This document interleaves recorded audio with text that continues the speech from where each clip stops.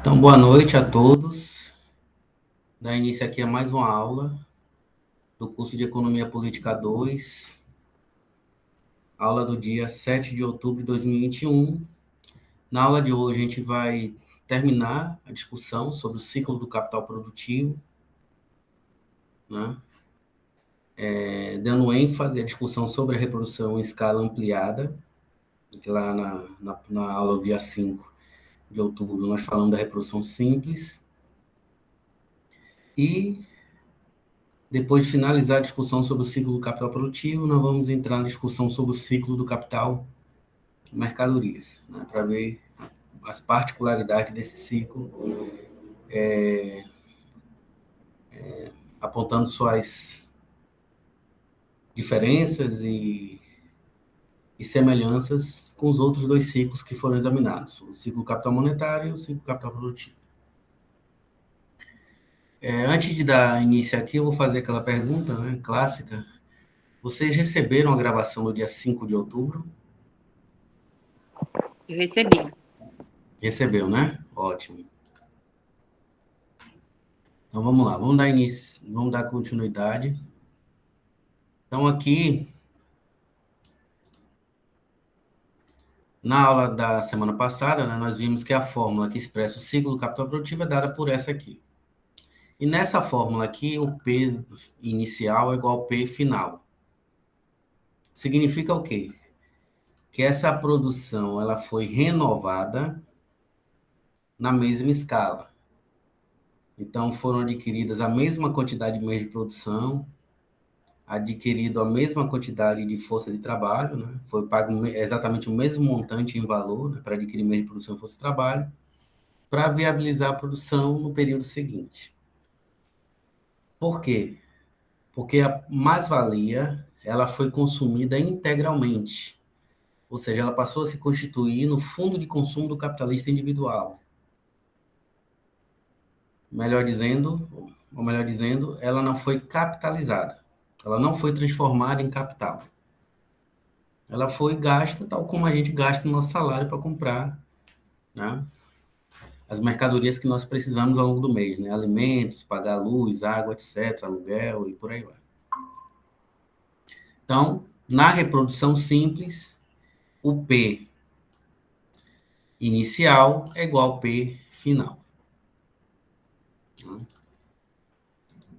É igual ao P final. Foi a discussão que a gente fez na aula anterior. E hoje nós vamos entrar na discussão da reprodução ampliada. Então, vamos analisar o ciclo do capital produtivo nas condições da reprodução ampliada do capital. Né?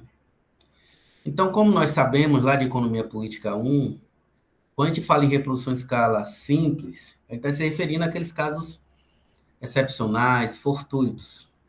Né? Porque o que caracteriza essencialmente a produção capitalista é a reprodução em escala ampliada. E na reprodução na escala ampliada, parte da mais-valia vai ser capitalizada, ou seja, vai ser transformada em meios de produção adicionais e também em força de trabalho adicional. Então, o capitalismo, né, funcionando regularmente, né, sem nenhum tipo de problema ou de interrupção mais sério, né, em condições normais da reprodução capitalista, o capitalismo sempre vai se reproduzir em escala ampliada, na qual parte da mais-valia vai ser aplicada produtivamente, ou seja, transformada em capital produtivo, adicional, né, ou seja, meios de produção adicionais, força de trabalho adicional. A reprodução simples, ela ocorre em casos excepcionais, fortuitos. Né? Por exemplo, quando se instaura uma crise. Então, por exemplo, quando a gente vê o PIB próximo a zero, 0,1%, né? Menos 0,1%, coisas assim do tipo, aí esses casos é a reprodução simples. Quer dizer que a economia, né, nacional, no caso a economia brasileira, por exemplo, está se reproduzindo na mesma escala. Né? Aqui não se trata de crescimento negativo do PIB, do produto. Trata-se do caso em que a economia está se reproduzindo, né, na mesma intensidade em relação ao período anterior. Então, o montante do produto, né, do PIB, produto interno bruto, vai ser o mesmo. Vai ser o mesmo. Porque foi empregada a mesma quantidade de meios de produção e a mesma quantidade de força de trabalho para viabilizar a produção de bens e serviços. Então, esse é o caso quando o PIB é igual a zero. Né? Quando o PIB não cresce de um período a outro. Ele nem cresce, nem sofre redução, a ponto de ficar negativo, menos 3%, menos 4%, coisa assim do tipo. Né? Então, quer dizer que a quantidade de bens e produtos né, produzidos em um determinado período de tempo, né, no caso do PIB, sempre ele pode ser, enfim, mensurado trimestralmente ou, né, anualmente, mas vamos pegar aqui no caso mais comum, né, que é a mensuração anual do PIB. Né? Quer dizer que de um ano para outro, a economia produziu a mesma quantidade de bens e serviços. Isso é reprodução simples. Né? Na reprodução ampliada, que é o que caracteriza o capitalismo, aí você vai ter o crescimento econômico. Significa que, né, uma parte substancial do excedente foi capitalizado. Então, por exemplo, vamos pegar aqui exemplos, né, concretos, né? Vamos pegar o velho da Van. Vocês conhecem, né? O proprietário das lojas da Van. Está aí, famoso aí, né, no debate político, foi convocado aí pela Não é CPI, né? velho, não, professor, é velho. Velho, né? É velho. Velho da Não é Van. velho. Não é velho, Não, velho. velho, é velho mesmo. Então, ele, vocês sabem, tá famoso aí, né? Bolsonarista, famoso, assumido, etc. Ele tem as lojas da Havan. Né? Ele é proprietário das lojas da Havan, vocês sabem muito bem disso. Significa, né, na reprodução em escala ampliada, que parte da mais-valia, né, do excedente que ele se apropria, né, ao longo do tempo, é capitalizado. Então, significa o quê? Que ele, por exemplo, vai ampliar o tamanho das lojas dele. Então, vai contratar mais trabalhadores, vai comprar meios de produção adicionais, por exemplo. Tá? Ou então, ele vai criar, por exemplo, novas lojas. Então, quem é de Aracaju aqui sabe que recentemente foi inaugurada uma loja da Havan, né? Que está ali perto do Terminal Dia. É o Terminal Dia?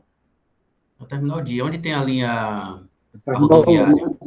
Até o dia ali, Da rodoviária. Terminal da rodoviária. o terminal da rodoviária. Né? O dia é outro, né? Isso mesmo, o dia é outro. Desculpe. Dia Então, ali. Pode falar, Yuli, pode falar. Desculpa. Não, Pode só falar. falei que o dia é perto do Extra, do Ferreira Costa. Ah, tá. Isso. É onde eu moro aqui. Eu moro nessa região. Tem um terminal. Pois bem, no terminal da rodoviária foi, né? Tá funcionando agora uma nova loja da Havan, né? Vocês sabem muito bem disso, vocês moram aqui em Aracaju. Pois bem, aí é exemplo de capitalização da mais-valia. Aí é reprodução ampliada. Quer dizer que ele pegou parte né, do lucro, né? Do excedente, da mais-valia, né? O lucro a gente chama mais-valia em termos marxistas. Pegou parte desse excedente e utilizou ele para construir uma nova loja. No caso aqui em Sergipe, que não tinha antes, até onde eu sei. Né? Então, todo o capital que ele, toda a mais-valia, né? Todo investimento que significa construção de novas lojas da Van é reprodução ampliada. Quer dizer que parte da mais-valia dele foi capitalizada. Então, isso vai gerar o quê? Capital produtivo adicional. Né? Então, as instalações físicas dessas lojas, né? As máquinas registradoras que ele compra, né? E a própria força de trabalho, né, que ele contrata, né, os trabalhadores, né, representa o capital produtivo adicional. Ou essa capitalização da mais-valia também pode representar uma ampliação de uma loja já existente da Van. Então, a loja tem, sei lá, 100 metros quadrados. É claro que é mais, só para vocês entenderem. Aí ele vai ampliar, né, o tamanho da loja, vai para 130 metros quadrados. Quer dizer o quê? Que ele vai criar mais, enfim, o espaço da loja vai aumentar, né? Então, nesse espaço aumentado, ele vai, sei lá, comprar novas caixas registradoras, enfim, né? Comprar meios de produção adicionais e também, né, nesse espaço aumentado, você vai ter trabalhadores adicionais, né? Enfim, trabalhando, né, nesse espaço ampliado, nesse espaço adicional enfim, que foi criado. Então, quando a gente fala de capitalização da mais-valia, pode ser a construção de uma nova fábrica ou ampliação mesmo das fábricas já existentes. Tá? Ou então, por exemplo, investimento em novas tecnologias, nanotecnologia mais recente, né? Então, isso é reprodução em escala ampliada. Tá? Reprodução em escala ampliada sempre vai pressupor capital produtivo adicional, meios de produção adicionais, matéria-prima, materiais auxiliares, meios de trabalho, máquinas, equipamentos adicionais, né? Bem como também vai implicar na contratação de força de trabalho adicional. Tá? De força de trabalho adicional. Então, o que vai caracterizar esse sistema de produção capitalista é a reprodução em escala ampliada. É tanto que o Marx, né, fala aqui no Capital, ele diz o seguinte: todo o caráter da produção capitalista, deixa eu só reproduzir, deixa eu só projetar aqui, né?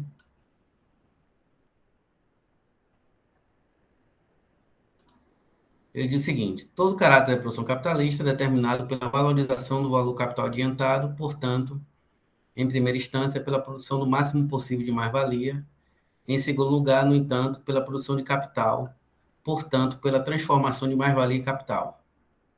A acumulação e reprodução em escala ampliada, que aparece como meio de produção sempre mais extensa de mais-valia, portanto, de enriquecimento do capitalista, como finalidade pessoal deste, estando incluída na tendência geral da produção capitalista, torna-se, porém, depois, mediante seu desenvolvimento, uma necessidade para todo capitalista individual. O aumento constante de seu capital torna-se condição para a conservação do mesmo. O que ele está dizendo é o seguinte, que em função, né, da concorrência, né, entre as empresas, os capitalistas eles são impelidos a capitalizar parte da mais-valia que eles obtêm em cada período produtivo, sob pena de ser eliminado pela concorrência. Então, o que vai caracterizar a produção capitalista é a reprodução em escala ampliada. Né? Isso, inclusive, torna-se uma condição, né, para que o capitalista continue a obter mais-valia no futuro, continue a participar no mercado, competindo com outras empresas, e continuar se apropriando de mais valor, tanto no presente quanto também no futuro. Né? Então, o capitalista que não investe que não capitaliza sua parte de sua mais-valia, né? Ele provavelmente não vai aumentar a produtividade de sua empresa. Essa queda da produtividade, ou mesmo estagnação da produtividade da empresa, vai se refletir em custos de produção cada vez mais elevados. Esses custos de produção mais elevados vão fazer com que essa empresa seja eliminada pela concorrência. Não, porque todas as outras empresas vão procurar, obviamente, né, capitalizar parte do excedente, né, obtido a cada ciclo produtivo. Então, essa é a reprodução em escala ampliada. E aí o Marx argumenta o seguinte, que no caso da reprodução em escala ampliada, né, para que a mais-valia possa atuar como capital, é preciso que ela atinja certo volume mínimo. Né? Daí que o excedente se mobiliza e torna-se tesouro, ou seja, transforma-se em capital monetário latente. Vou explicar melhor isso e aí eu vou chamar a atenção, viu, Andaú? para aquele exemplo de sua amiga da Itália, né? De sua conhecida da Itália. A capitalização da mais-valia, né? Ela implica o quê? Em capital produtivo adicional. Sob a base da produção capitalista, essa mais-valia adicional ela tem que atingir um certo montante. Então, o mínimo é milhões de reais ou milhões de dólares para permitir esses investimentos adicionais, essa capitalização da mais-valia. Né? Então, a mais-valia ela tem que atingir um montante mínimo para permitir a reprodução em escala ampliada. Daí, porque as pequenas empresas, praticamente, né, essas empresas de capital pequeno, né, que tem 3, 4 funcionários, praticamente elas reproduzem, né, o seu capital em escala simples. Por quê? Porque investimentos adicionais envolvem grandes somas de capital, né, montantes. Imagine a Ford, só para você imaginar, né? A Ford quer montar uma fábrica na Argentina. Não é 100 mil reais, né, Alô? Você não concorda comigo? Claro, não Tá me pode ouvindo? ser assim. Não é 100 mil reais que vai ser suficiente, né? Para montar uma fábrica, né? Enfim, comprar tecnologia, investir em máquinas, equipamentos, né? Contratar força de trabalho, os trabalhadores argentinos, para viabilizar a produção. Então, o montante, né, requerido, né, para que o capital se reproduza em escala ampliada envolve somas, né?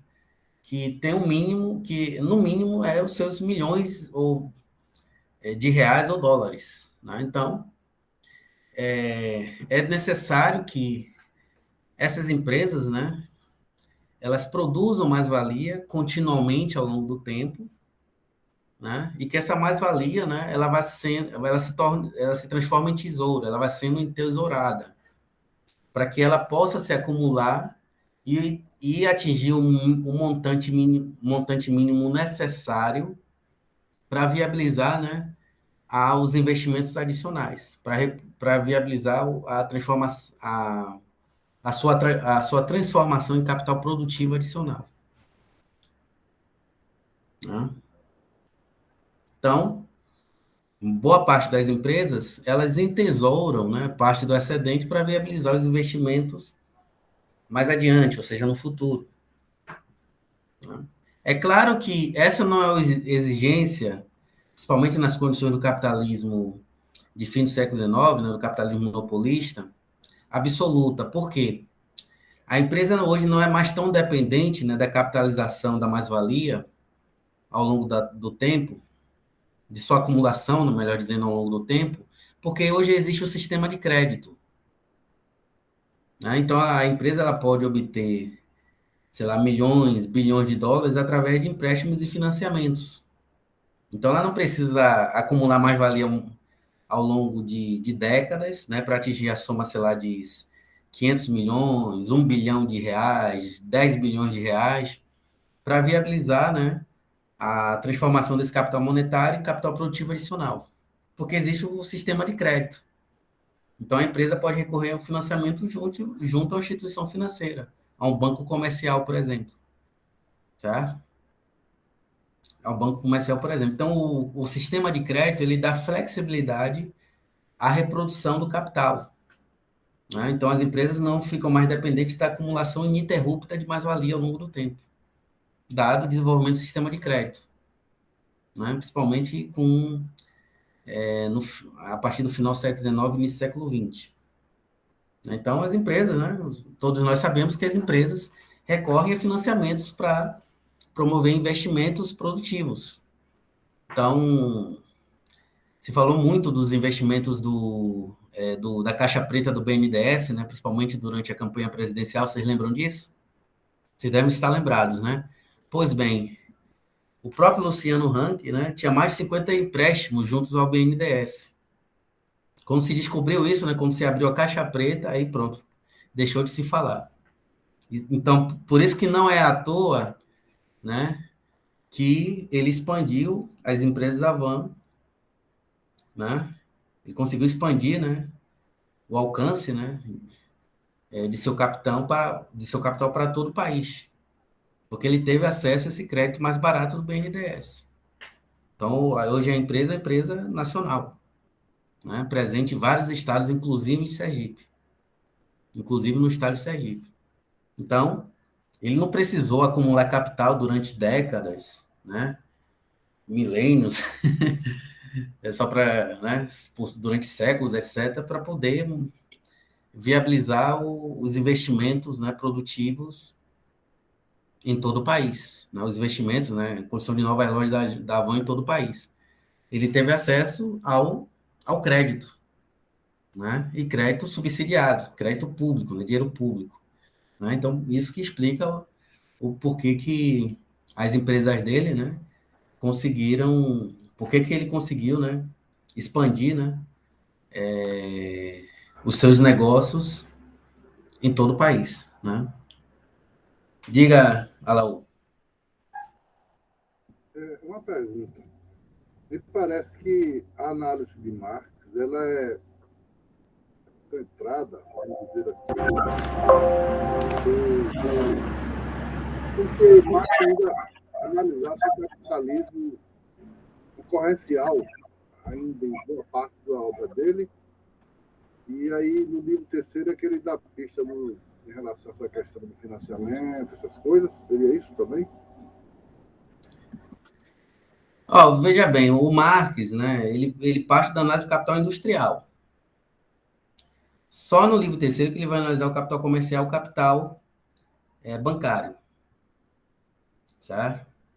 Mas a análise sobre o sistema de crédito ele vai fazer lá, nas seções que ele trata do capital portador de juros. Tá bom? Toda essa discussão sobre o sistema de crédito não está presente no livro primeiro nem no livro segundo, que é o que a gente está analisando agora. Tá? Então, assim, o Marx, né, quando ele, enfim, começou a escrever os manuscritos, né, que seriam depois publicados, né, como o livro terceiro, segundo e terceiro, ele já começou a discutir o papel do sistema de crédito. Por quê? Porque nesse momento, né, naquele momento, segunda metade do século XIX, já estavam começando a surgir as primeiras sociedades anônimas. Então, por exemplo, esse é o caso das ferrovias. Né? As ferrovias, nós sabemos que para construir ferrovias, o capital necessário né, imagine, né, um montante de dinheiro necessário, né, para construir esse tipo de investimento é colossal, né, extremamente elevado. Então, e se as empresas, né, ficassem na dependência da acumulação, né, elas iam demorar séculos, né, para fazer investimentos em novas linhas, né, etc. Né? Pois bem, como é que as ferrovias se desenvolveram a partir da segunda metade do século XIX? Recorrendo ao crédito, recorrendo ao sistema de crédito. Né? Então, as empresas ferroviárias daquele período, né, elas se tornaram sociedades anônimas, né? Então, elas começaram a vender ações ao público para obter, né, mediante o financiamento, o montante de capital necessário que viabilizaria, né, os investimentos, né,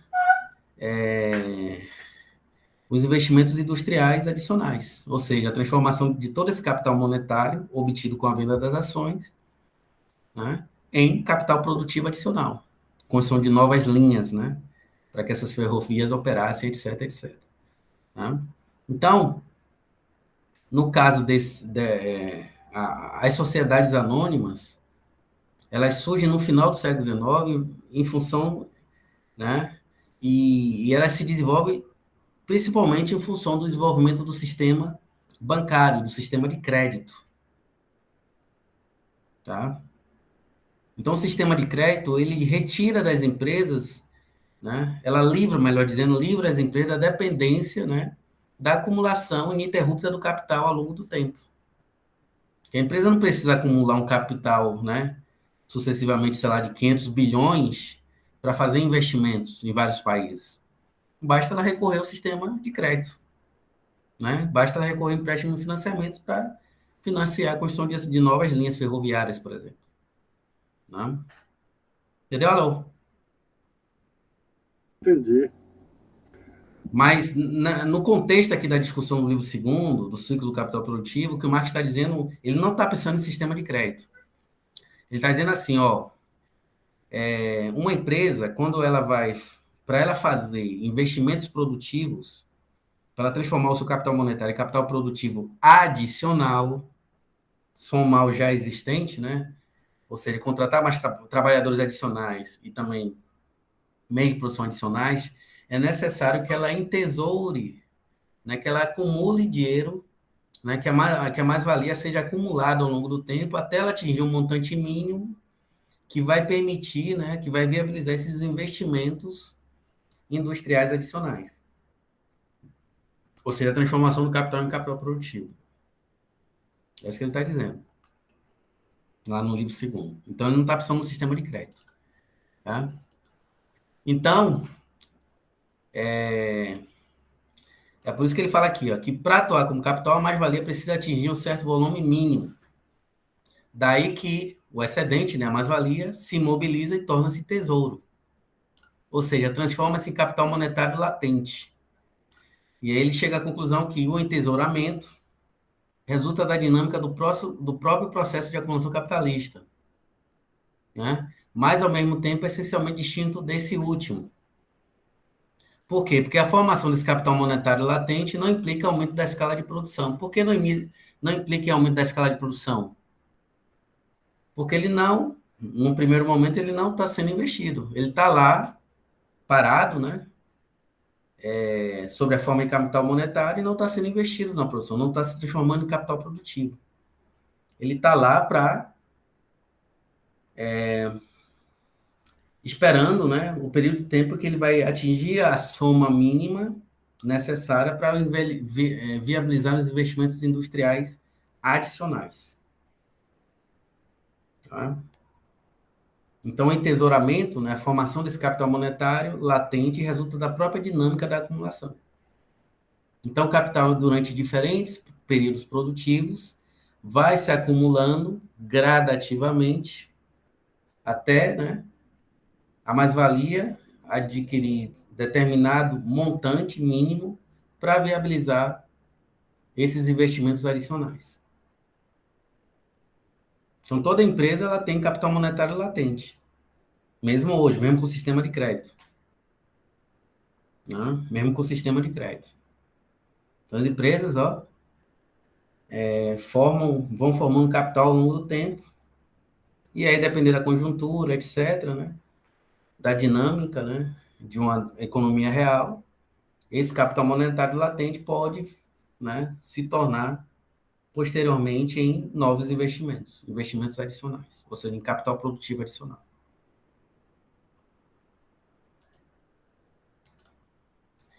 E aí o Marx vai dizer o seguinte: a fórmula que vai expressar o ciclo do capital produtivo na reprodução ampliada, ou seja, que quando parte da mais-valia é capitalizada, é essa aqui, ó.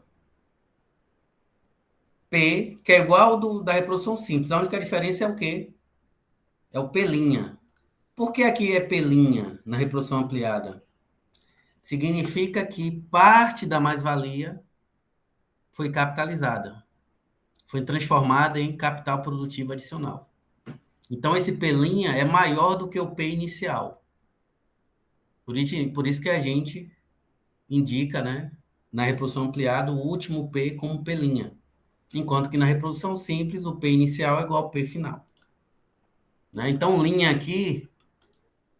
Então, aqui, ó, na reprodução simples, só para lembrar vocês. Na reprodução simples, o P inicial é igual ao P final. Certo? Quer dizer que eles têm o mesmo tamanho. A economia se reproduz na mesma escala. Na reprodução ampliada, esse P aqui, ó, final é P'. Por quê? Porque o P' é maior do que o P inicial.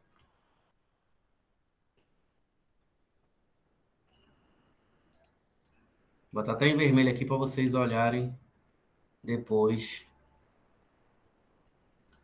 na gravação.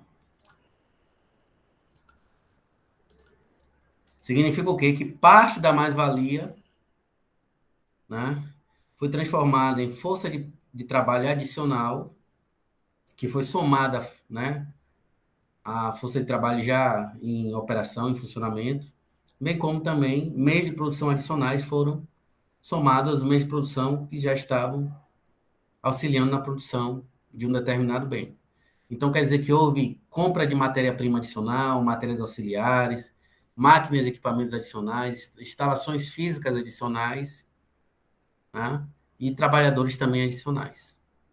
Por isso que o P' é maior do que o P inicial. Né? Então, se tiver lá, numa prova, né, uma questão de marcar, qual é a fórmula que expressa a reprodução em escala simples? Aí vai ser essa aqui, ó, na qual P inicial é igual ao P final. Quer dizer que a mais-valia não foi capitalizada. E na reprodução ampliada, se a pergunta pedir, essa aqui, ó, o P', o P final, que é o P', é diferente e maior do que o P inicial. Quer dizer que parte da mais-valia foi capitalizada. Certo?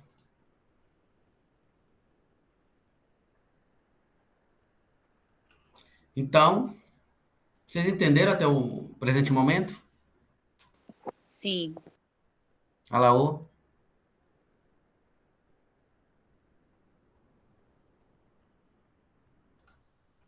Então, vamos lá. Então, essa fórmula nos mostra que o capital produtivo é reproduzido em escala ampliada. Em seu segundo ciclo, temos novamente P como ponto de partida, mais um P acrescido da mais-valia, que é o P'. Esse P' aqui, ó. Em P', né, que é a fórmula da reprodução em escala ampliada, o P' não expressa a produção de mais-valia, mas a capitalização da mais-valia, a acumulação capitalista. Certo? Quer dizer que parte da mais-valia foi capitalizada. Por sua vez, no ciclo do capital monetário, né, que pode ser aqui resumido pela forma D', ela expressa a valorização do capital adiantado, ou seja, não o movimento do capital em si, mas o resultado. O movimento do capital tem como resultado a transformação de D em D'. E no ciclo do capital produtivo, o P' expressa o quê? Capitalização de parte da mais-valia ou simplesmente acumulação capitalista.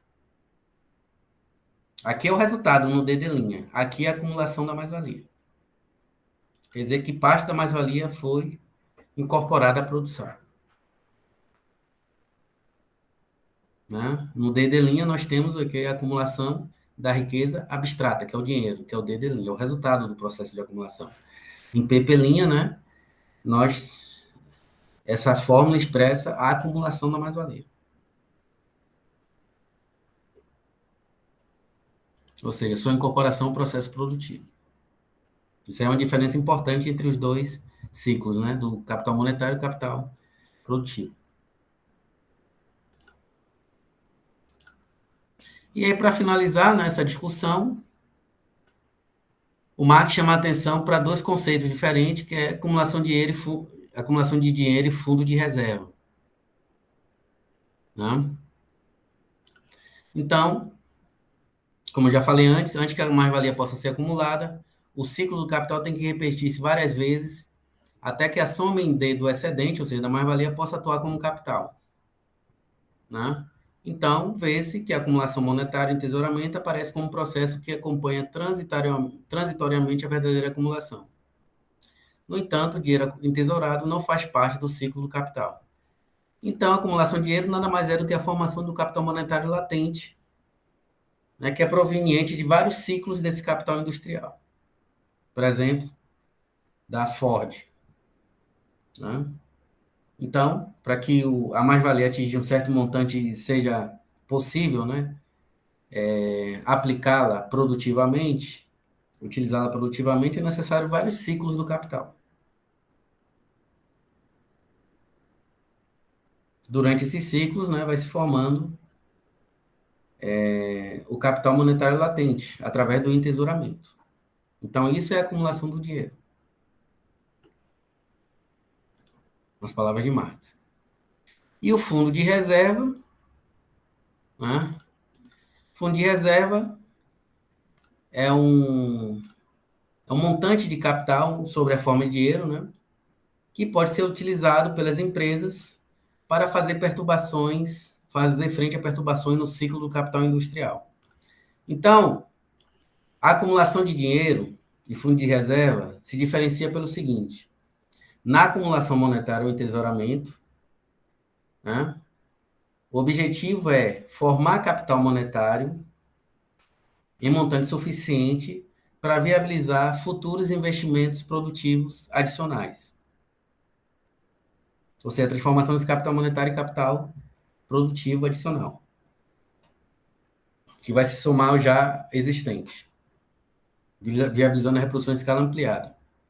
E, além disso, também, parte desse capital monetário latente, que resulta do ciclo do capital industrial, pode ser utilizado, né, como fundo de reserva, ou seja, para fazer frente a possíveis crises, possíveis perturbações do ciclo de um determinado capital. Então, por exemplo, a empresa, por exemplo, ela pode estar instalada num país e aquele país está sofrendo uma crise econômica. Tá? Então, a empresa vai ter dinheiro, né, para, enfim, poder, por exemplo, sair desse país, como foi o caso da Ford aqui no Brasil. Né? Então, a Ford, ela teve gastos, né, que como a economia aqui está paralisada, né, desemprego crescente, baixo crescimento, etc. Então, essa empresa, né, se utilizou do seu fundo de reserva para poder, né, finalizar as operações aqui do seu capital industrial. Então, a Ford decidiu não mais produzir carros no Brasil. Então, esse fundo de reserva, por exemplo, foi para o quê?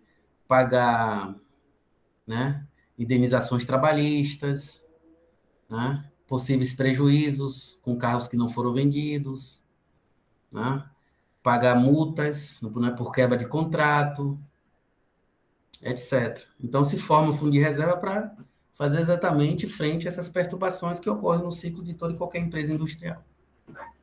Né?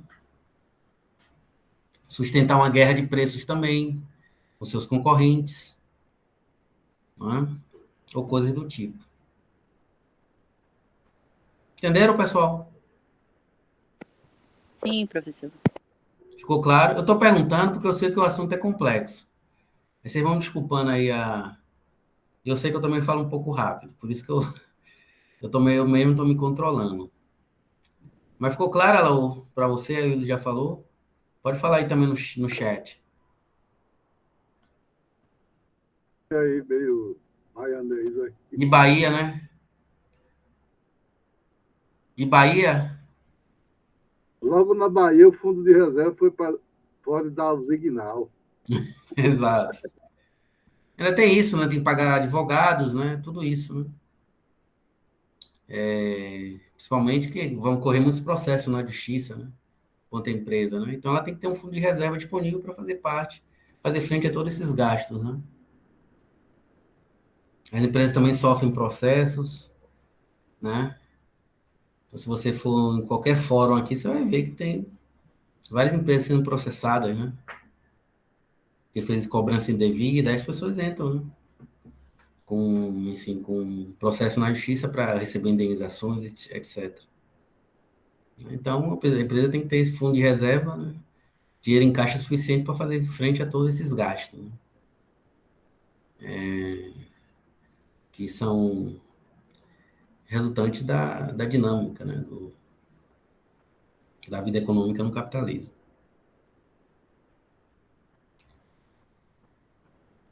Então, por isso, falou que uma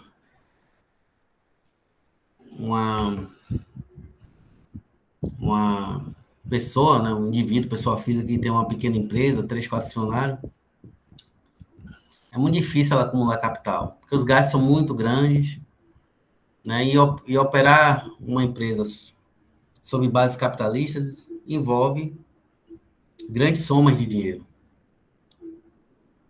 né? Então, ela tem que ter uma fortuna monetária à disposição para poder, né, entrar num determinado segmento de mercado, né? Para poder fazer competição a outras empresas. Por isso que a gente, quando a gente estuda a organização de short, é chamada as barreiras à entrada, não é isso? Então, imagine se você é dono de uma empresa e quer entrar no ramo automobilístico. O montante de capital para você poder participar desse mercado é imenso. É na casa dos bilhões de dólares. Né? O exemplo da Coreia é bem prático. O governo investiu muito nas empresas de automóveis lá. Isso. Mas aí tem o apoio do Estado, né? É o O Estado Estado, apoiando a acumulação, né, das empresas privadas, né? porque privadamente não teria condições da Coreia disputar com as empresas já consolidadas, né? Exatamente. Aí precisa do aporte do Estado. Infelizmente, no Brasil, né, onde se prevalece uma espécie de pensamento místico ou mágico, as pessoas acreditam que trabalhando por conta própria vão ficar milionárias e vão se tornar grandes capitalistas. Por isso que Getúlio Vargas quis fazer a Fábrica Nacional de Motores estatal, né? Exatamente. Não tem nenhum país que as empresas privadas não tenham tido o apoio do Estado, o poder do Estado. Foi assim nos Estados Unidos, foi assim na Coreia do Sul, foi assim na China, é assim na China, é assim em vários países. Né? Desenvolvido na Alemanha, na França. Então, precisa do apoio do Estado. Né? As empresas precisam do apoio do Estado para elas poderem ser bem-sucedidas na competição internacional. E tem gente aqui no Brasil que acha que basta começar com a maquininha de pague menos que vai acumular riqueza e vai se tornar um grande capitalista no futuro. Ontem, Isso é um pensamento mágico, místico. ontem eu peguei foi ontem não, segunda-feira, eu peguei um Uber para casa depois do trabalho, e o rapaz, eu dizendo a ele que a situação da gasolina e tal, e, e, e a questão da aposentadoria, os direitos trabalhistas, eu não me incomodo não, porque eu não vou me aposentar mesmo. Aí eu perguntei, você vai ficar rico então? Aí eu fiquei calado, né? Porque o pensamento é esse. Outro dia o outro queria comprar relógio Rolex quando ficasse rico com Uber. Então, aqui em economia mesmo, né, os alunos eles acham que se economizar R$ 100 por mês e investir no mercado de valores, né, no mercado de ações, na bolsa de valores, quando chegarem aos 28, 30 anos, os meninos novos, né, 18, 19 anos, acho que vão ficar milionários. Né?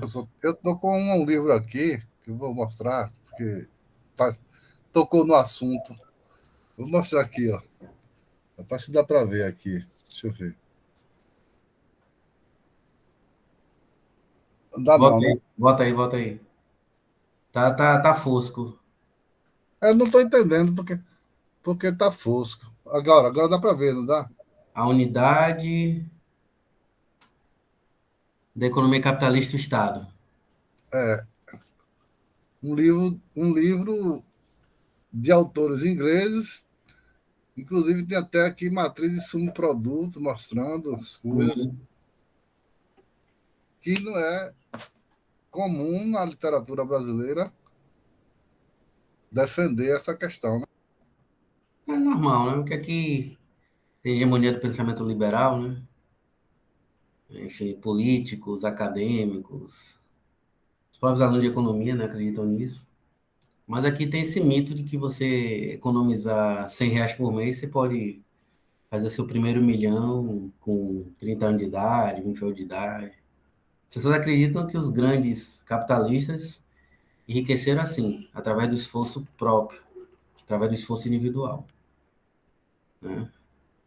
Através do voluntarismo, da dedicação, do trabalho árduo, etc. É mitologia, né? As pessoas acreditam nisso. Mas, enfim, vamos voltar aqui.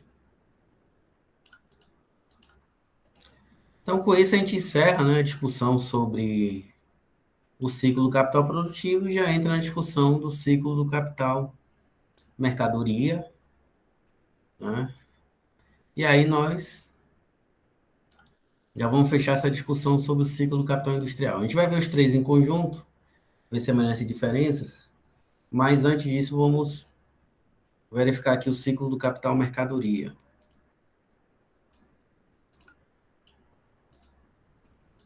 Então, a fórmula que descreve o ciclo do capital mercadoria, né, dada por M', né, D', M. Deixa eu voltar aqui. Aí do M tem interrupção, né, se transformando em capital produtivo, que o ciclo é interrompido. E finaliza com M' no caso da reprodução simples.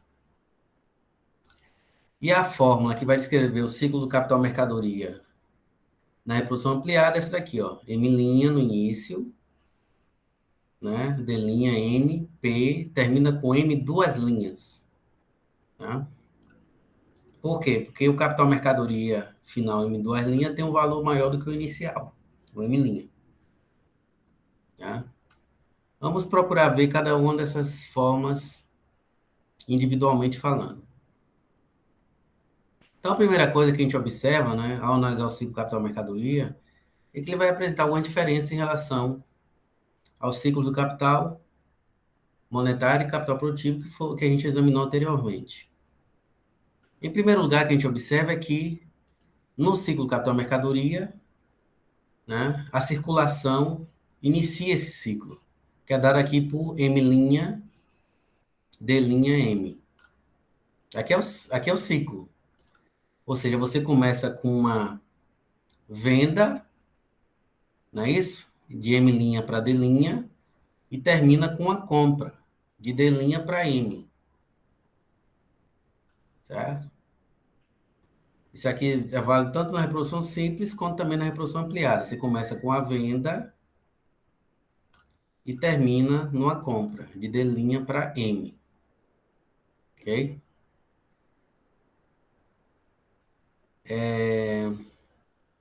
Já no ciclo, né, por exemplo, do capital na esfera produtiva, a circulação ela está no meio do ciclo. Então, por exemplo, vou pegar aqui, né? Como vocês olham aqui, ó, para a fórmula, ó. Onde é que está a circulação? Tá no meio aqui, ó. Está entre os dois extremos. Certo? Está entre os dois extremos. Entre os dois extremos. E no ciclo do capital monetário, você inicia primeiro com uma compra. Tá? Você só tem a compra. No ciclo do capital mercadoria, você tem compra e venda, iniciando o ciclo dessa forma de capital. Então, voltando aqui, né, que é o M', D' M, tanto para reprodução simples quanto para reprodução em escala ampliada. Né? Então, no capital monetário, né, a circulação é interrompida, porque só tem uma compra, né? Depois da compra, o capital ingressa na esfera produtiva, no capital produtivo, a circulação medeia a reprodução, né? Capitalista, como eu mostrei lá.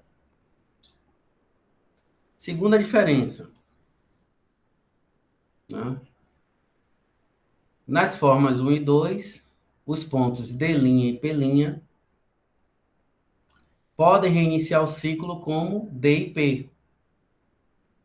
Tá? Então, por exemplo, aqui na reprodução simples,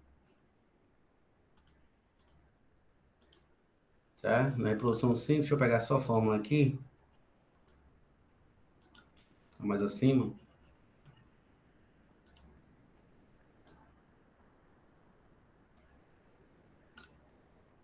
O P' pode reiniciar como P, que é o caso da reprodução simples, né? Quer dizer que a mais-valia não foi transformada em capital produtivo.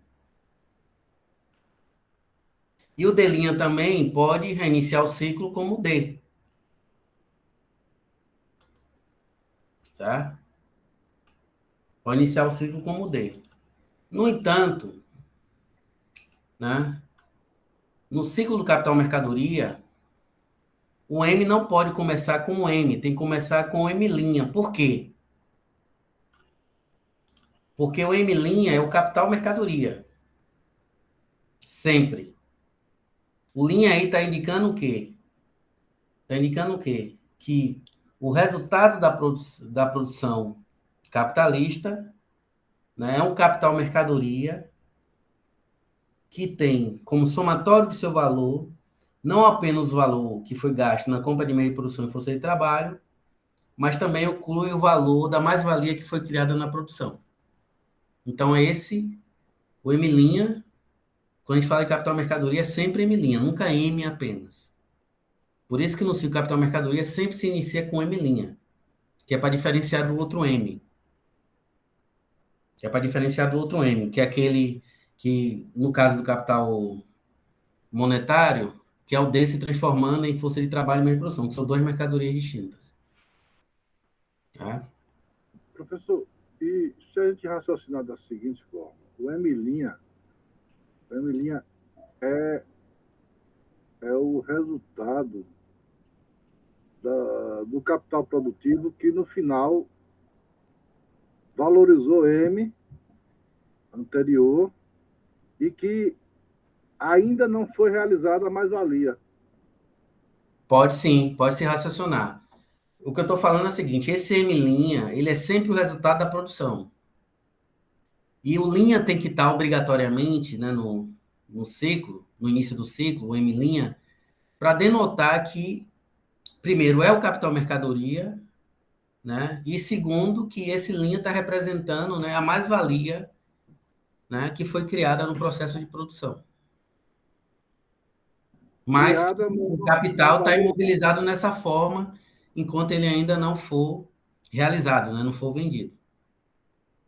Tá? Entendeu? Tranquilo. Mas sempre no ciclo capital mercadoria, né? Se, por exemplo, eu botar uma alternativa lá na prova, né? Ah, qual é a fórmula que descreve o ciclo capital mercadoria? Tiver M aqui, ao invés do M', tá errado. Tem que ser M' no início. Sempre. Sempre M'. Tá? Sempre M'. Nunca apenas M.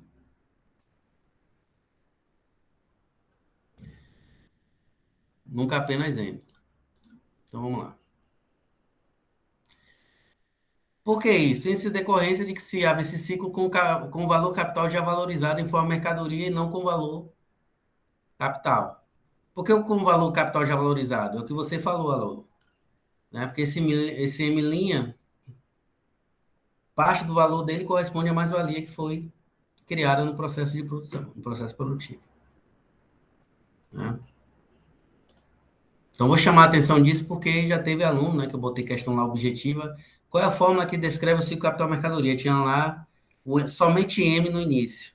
Aí eu botei como errado, que é M'. Então, uma questão de assinalar é sempre M'. Lembre-se disso.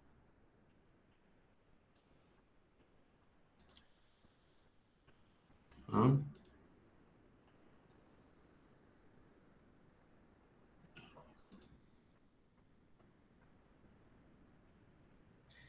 Então, o que é que isso significa? Né? O que isso significa? Para o ciclo do capital mercadoria, nós vamos ter duas situações. A reprodução simples e a reprodução em escala ampliada. Observe a diferença entre as duas fórmulas. Aqui, no final, nós temos o M' também, tal como no início o M'. Na reprodução ampliada, nós temos o M duas linhas. Por que o M duas linhas? Para denotar que esse M duas linhas, né, é diferente do M' inicial e, por outro lado, também é maior. Por quê? Porque na reprodução em escala ampliada, nós vamos ter meios de produção adicionais e força de trabalho adicional. Então, a quantidade de mercadorias produzidas vai ser maior. Vocês não concordam?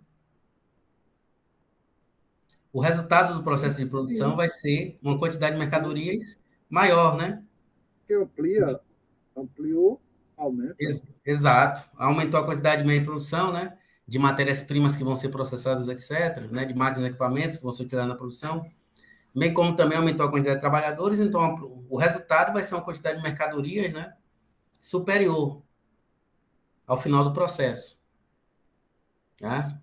Então, para ilustrar essa diferença, né? Nós assinalamos, né, o fim do ciclo do capital mercadoria na reprodução ampliada com o M em duas linhas.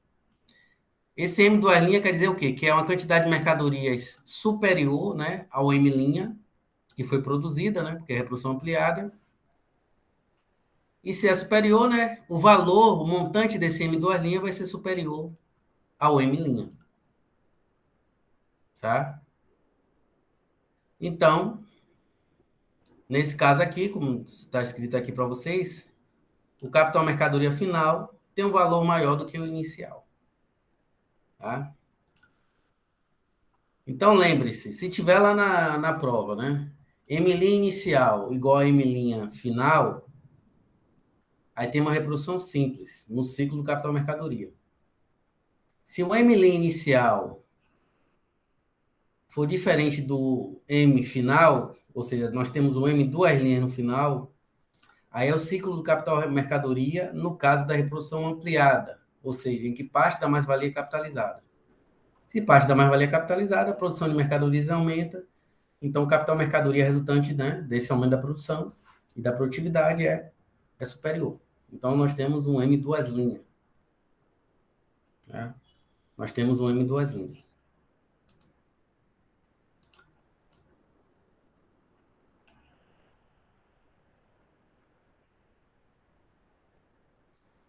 Então, com isso, nós podemos chegar a algumas observações de caráter mais geral, né? Quando nós fazemos análise dos três ciclos, do ciclo do capital monetário, do ciclo capital produtivo e do ciclo capital mercadoria. Primeiro é o seguinte, tanto o ciclo do capital mercadoria como o ciclo do capital produtivo são formas incompletas. Por que incompletas? Porque não se encerram com D'. E nós sabemos, né, que o objetivo fundamental da produção capitalista é a acumulação de riqueza abstrata, ou seja, a acumulação de dinheiro, a acumulação de mais dinheiro, né? Ou seja, a transformação de D e D'. Né? Então, o ciclo do capital monetário expressa o processo de acumulação capitalista em sua essência. Por isso que o ciclo do capital produtivo, que termina em P, e o ciclo do capital mercadoria, que termina em M, são formas incompletas. Porque eles não expressam a essência do sistema econômico em que vivemos. Tá? E o que distingue, né, esse ciclo do capital monetário e produtivo, ou seja, o ciclo do capital mercadoria, é que nele o valor capital valorizado e não o valor capital aparece como ponto de partida. Né? Porque o valor capital valorizado é o M'. Né? Quer dizer que aqui o capital já inicia o ciclo já valorizado, ou seja, com a mais-valia incluída, né, que é denotada pelo M' aqui, tanto na reprodução simples quanto na reprodução em escala ampliada. Tá? E na transformação de P em M', no final do ciclo, há uma verdadeira transformação. Que transformação é essa? A mudança da forma útil dos elementos do capital produtivo e do valor do mesmo.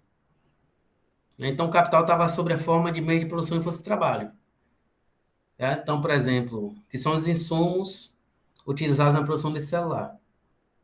Então, quando passou de P para M', ou M duas linhas na reprodução ampliada, você teve uma mudança da forma útil dos elementos do capital. Passou da forma de capital variável e capital constante, né, meio de produção custo de trabalho, para a forma do capital mercadoria, que é esse celular, por exemplo, aqui. Pode ser esse mouse, ou pode ser esse óculos, ou pode ser essa camisa. Então, houve uma mudança de forma do capital, dos elementos constitutivos do capital, os elementos materiais do capital. Estava sob a forma de trabalho, meio de produção, agora está sob a forma de uma mercadoria específica, que é esse bem tangível aqui. Né? Lembrando que for serviços, não tem bem tangível, né? Eu já expliquei isso para vocês. Né? Bom, então a mudança de forma dos elementos do capital e também do valor. Nos ciclos anteriores, ou seja, do capital monetário e produtivo, o que houve foi apenas uma mudança formal na esfera da circulação. De M' para D' no ciclo do capital monetário e de D que se transformou em P no ciclo do capital produtivo, ao final de cada um deles, respectivamente. Enquanto nos outros houve apenas uma mudança formal, no ciclo capital mercadoria há uma mudança da forma útil dos elementos do capital produtivo. E para finalizar, vamos ver os três elementos, os três ciclos em conjunto. Então, considerado conjuntamente, o processo como um todo apresenta-se como uma unidade do processo de produção e circulação. O primeiro torna-se mediador do segundo e vice-versa. Então, o ciclo de todo capital pressupõe processos de produção e de circulação. Né? Então, no ciclo, a gente viu isso tanto no ciclo capital monetário, quanto no ciclo capital mercadoria, quanto no ciclo do capital produtivo. Nos três ciclos a gente viu isso. Né? O processo de circulação do capital pode ser visto como de contínua interrupção. Abandona-se um estágio e entra no outro. Por outro lado, cada um desses estágios estão condicionados entre si.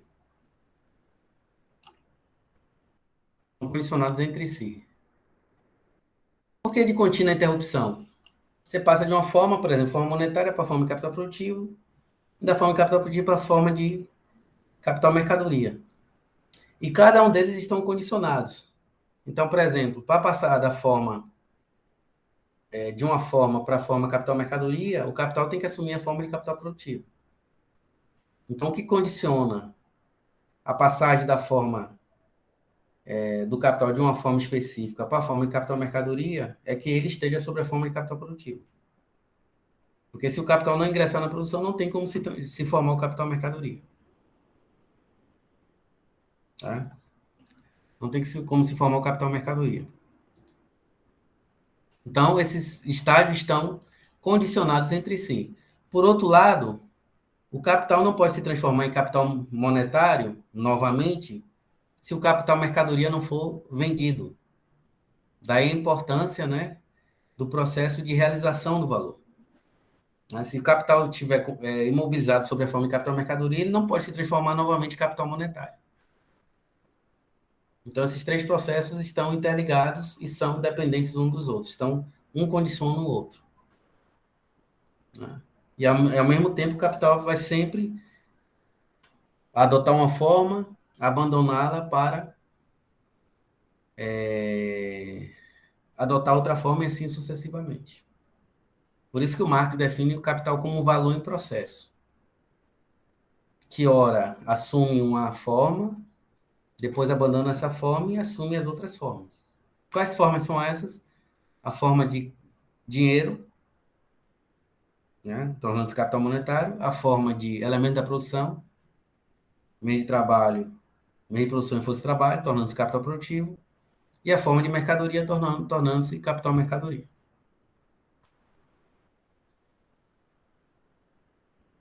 Né? Por isso que o capital é o valor em processo, na visão de Marx.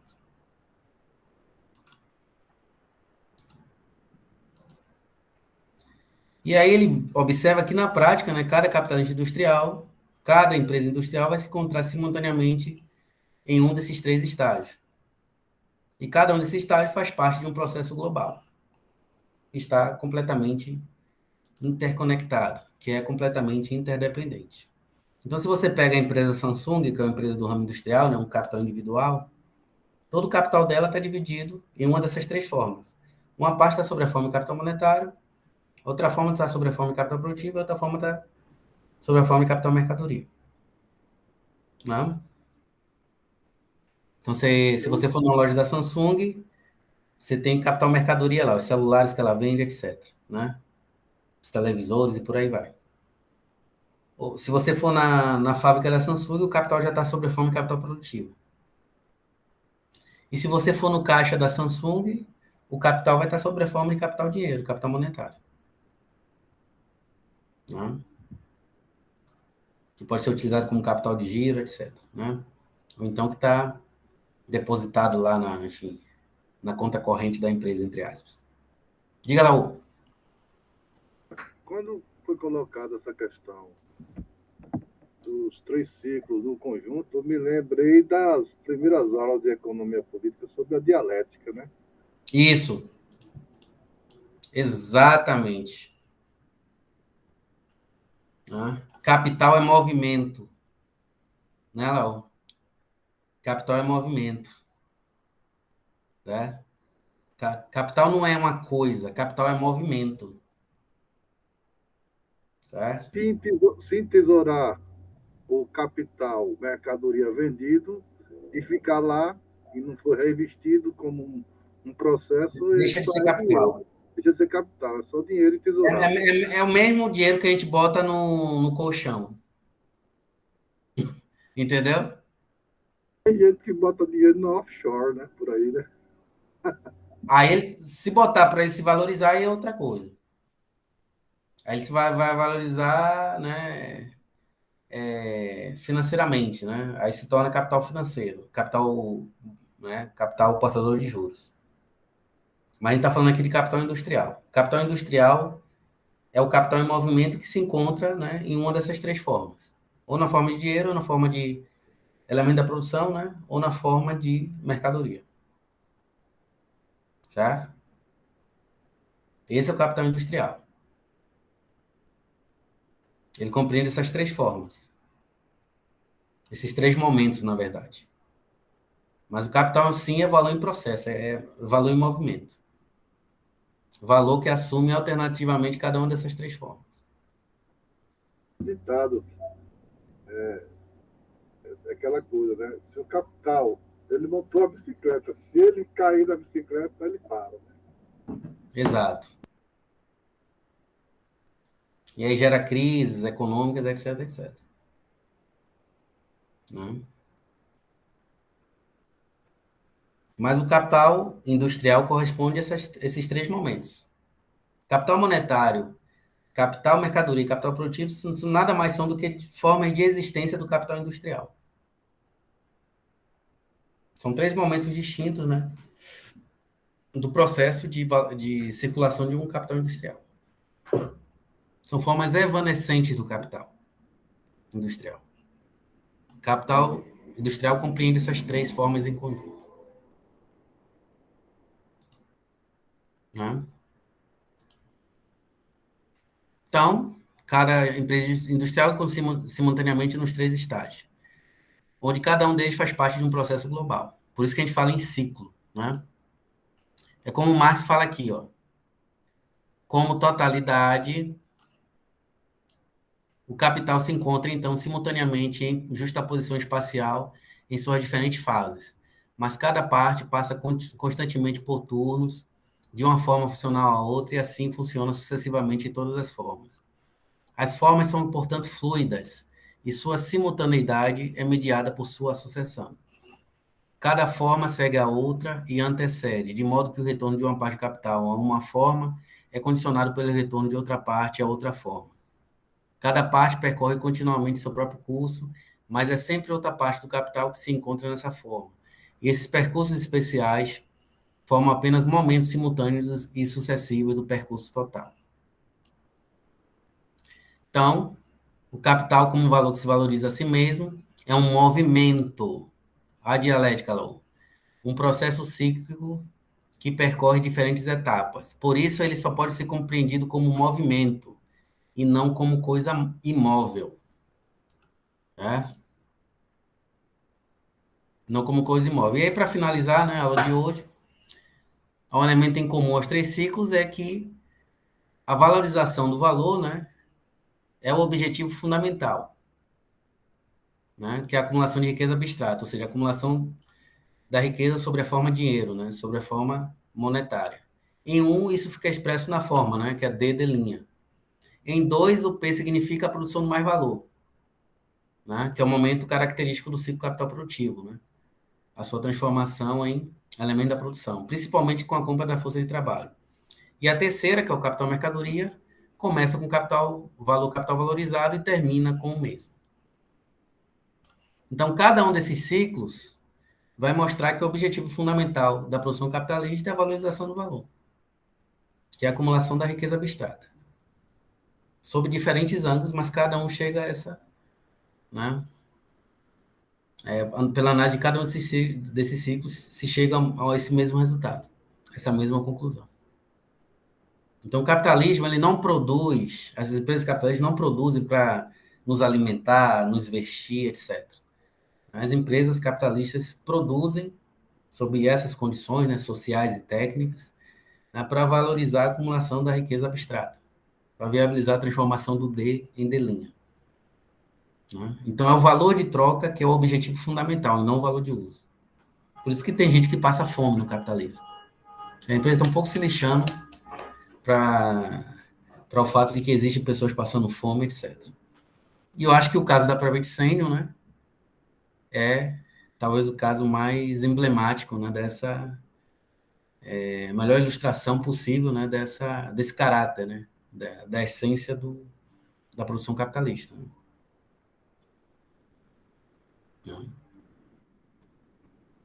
Ainda teve aquela empresa que financiou os serviços de morte, né, de funerária. Exato. Exatamente. A partir de agosto de 2020, como eu falei para você na aula anterior, né? Em alguma das aulas, umas 2 aulas atrás.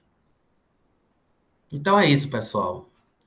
Dúvidas, questionamentos? Acho que não, por enquanto não. Tá dando para entender? Tô confuso na explicação? Tá dando para entender com os exemplos que eu tô tomando? Os dois? Tá sim, Tá professor. tranquilo. Para mim, eu estou compreendendo.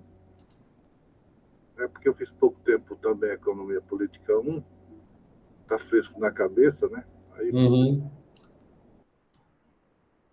E aí, pessoal, na próxima aula, a gente vai trabalhar, né?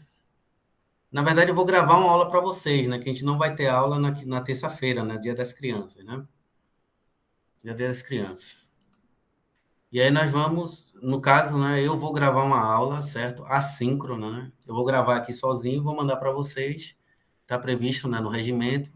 Aí nessa aula eu vou falar desse tempo de circulação, custo de circulação. E aí na aula de quinta-feira da semana que vem, né? A gente retorna dia 14. Aí a gente vai começar a discussão sobre a rotação do capital. Mas eu custos e tempo de circulação eu vou mandar uma aula para vocês até quarta-feira, mais ou menos. me Além da veio, aula. uma intu-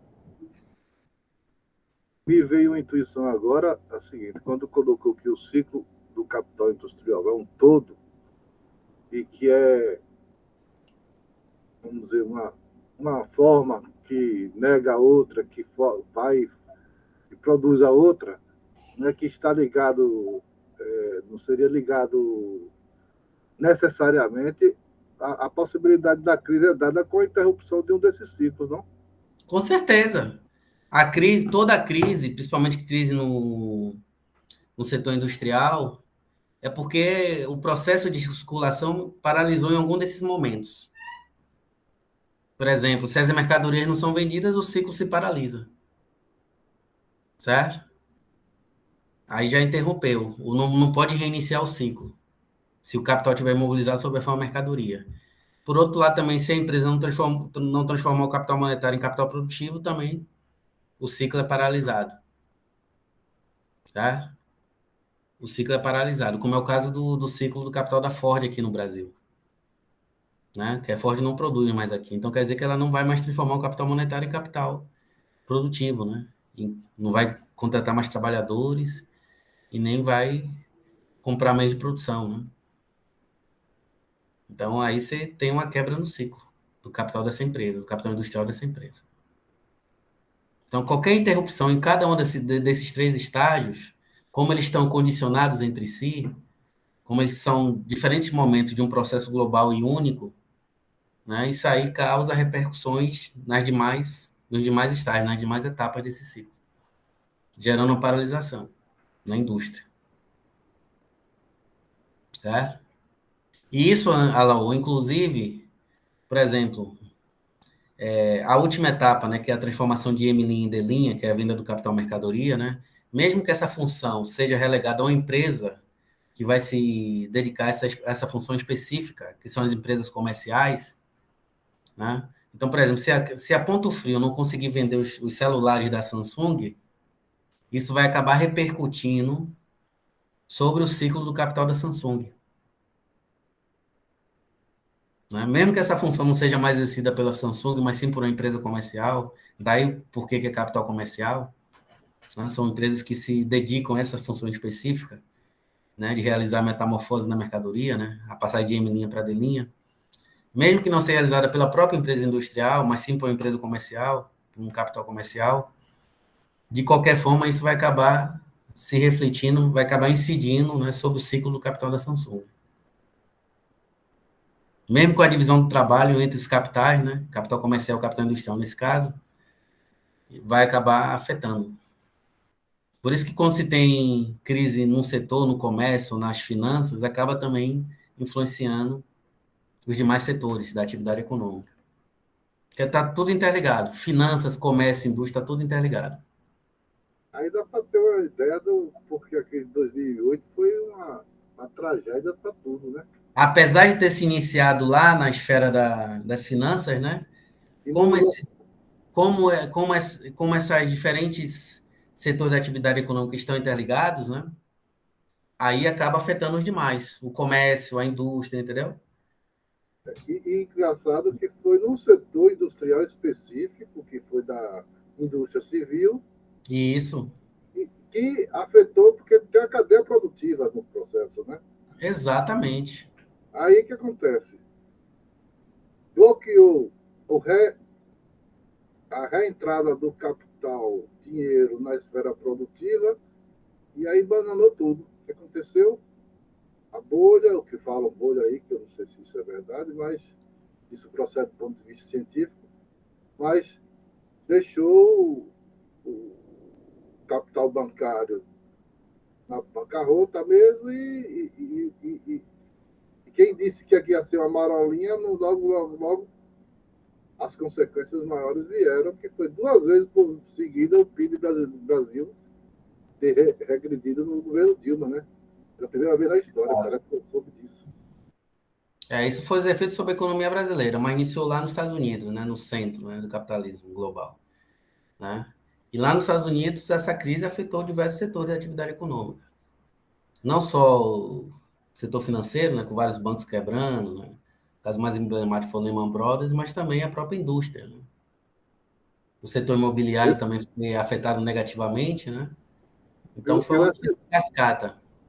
eu assisti o filme, A Grande Aposta, comprei o livro e assisti um documentário das personagens que estiveram envolvidos nesse processo lá nos Estados Unidos. Engraçado que no filme tinha um ex-investidor que chegou para os caras que queriam ganhar dinheiro nessa mamata, Uhum. que dizia assim, rapaz, vocês não estão nem preocupados se vai ter muita gente desempregada, vão perder casa, vai ter gente morando em rua futuramente, a economia vai regredir, vai ter uma influência total. Aí eles, não, isso aí é comum, isso é normal. É capitalismo, né? Isso é capitalismo. Não se trata aqui de uma questão moral ou ética. Isso é capitalismo. Capitalismo se caracteriza pela acumulação da riqueza abstrata, do dinheiro. O cara está acumulando o capital dele, está transformando dele em dele, pronto. Né? Mas o sistema se orienta pela valorização do valor. Né, professor? Uma aula dessa que, assim, mostra o elemento. Eu não vou dizer micro, não, porque, na realidade, Marx ele abstrai nessas questões. Mas colocando a nível de uma empresa, do ciclo do capital, está embutido aí as questões que a gente pode derivar e deduzir questões outras mais, vamos dizer, pragmática ou prática, que explica melhor o fenômeno das crises do que simplesmente estudar a crise de forma isolada. Exato. Mas essas questões vão, né, vão estar sempre sendo objeto aqui da nossa discussão, mas o importante é entender o capital como uma totalidade em movimento, né, que compreende diferentes etapas, processos, etc., que estão completamente interligadas e uma condicionando a outra. É por isso que capital é valor em processo, valor em movimento. Bom, vou finalizar aqui a aula.